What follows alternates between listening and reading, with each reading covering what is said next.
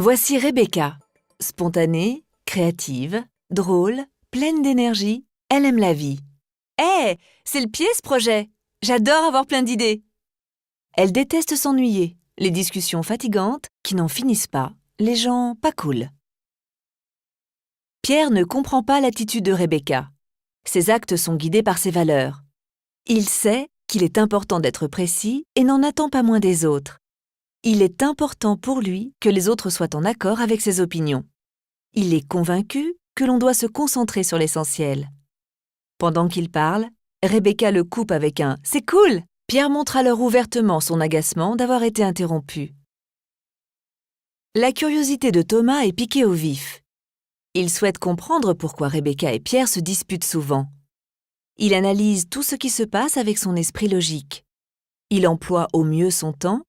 Il préfère rechercher des solutions, résoudre des problèmes, ce qui lui vaut souvent d'être reconnu pour ses brillantes réflexions.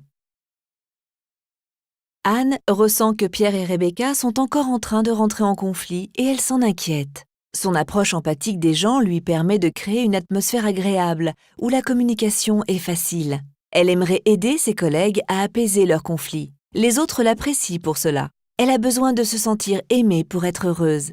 C'est tellement plus sympathique de déjeuner ensemble quand l'ambiance est bonne. Yann observe la scène de loin. Réfléchissant calmement, il se demande pourquoi Pierre et Rebecca s'énervent.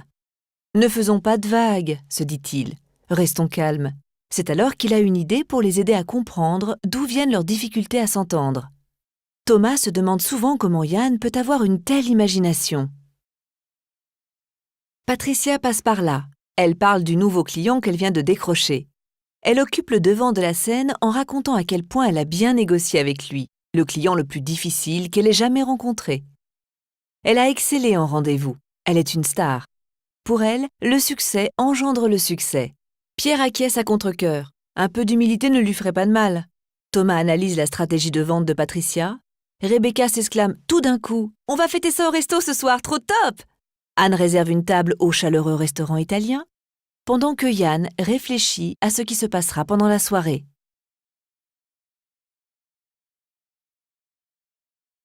Sur quoi nous concentrons-nous lorsque nous communiquons? Nous avons l'habitude de nous concentrer sur le contenu, ce que l'autre personne dit, et nous ne percevons que rarement la manière dont il le dit. L'attention portée au choix des mots, au ton de la voix, aux expressions du visage, aux gestes et à l'attitude corporelle sont des informations précieuses pour mieux connaître son interlocuteur et adapter notre communication à son type de personnalité. Nous ne nous rendons pas toujours compte de ce que le ton de la voix, les expressions du visage, les gestes, les postures révèlent. Il y a de nombreux indices contribuant à la compréhension de la structure de personnalité, à nous de les observer finement.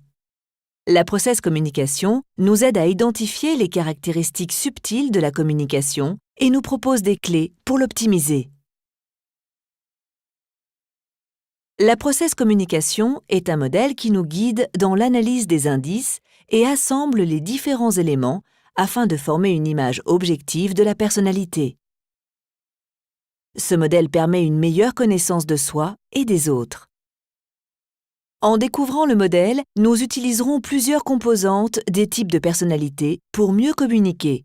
Les façons de percevoir le monde, les modes de communication préférentiels, les styles de management, les différentes façons d'être motivé ou les causes de démotivation, ainsi que les comportements sous stress de premier, second et troisième degré.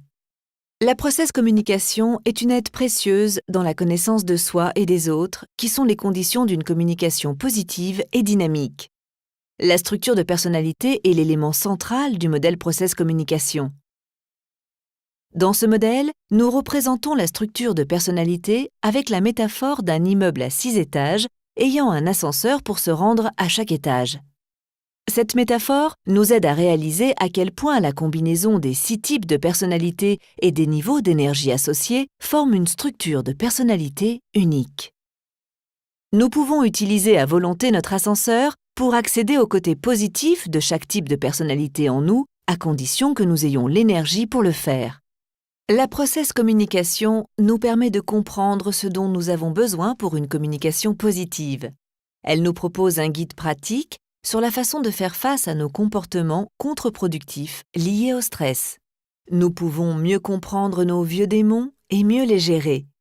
Nos comportements sous stress sont à la fois prédictibles et gérables avec ce modèle. L'application de la process communication nous aide à créer et à entretenir des relations professionnelles et personnelles authentiques, coopératives et durables. La process communication peut être appliquée dans tous les champs de la communication. Dans la vie professionnelle, en situation de management ou pour mieux manager son manager, pour la cohésion des équipes, en situation de vente, de recrutement, en médiation, en coaching, dans la formation des élèves, des enseignants, des formateurs et des managers, dans le monde médical, dans les relations personnelles et les relations parents-enfants.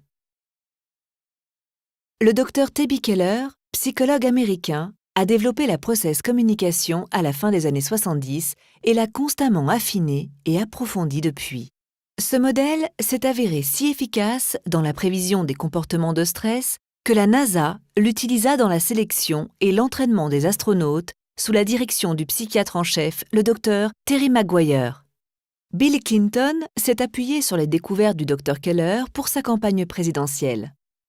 De nos jours, dans le monde, de nombreuses entreprises, coachs, consultants, écoles et universités utilisent la process communication pour maintenir des relations de qualité avec leurs partenaires.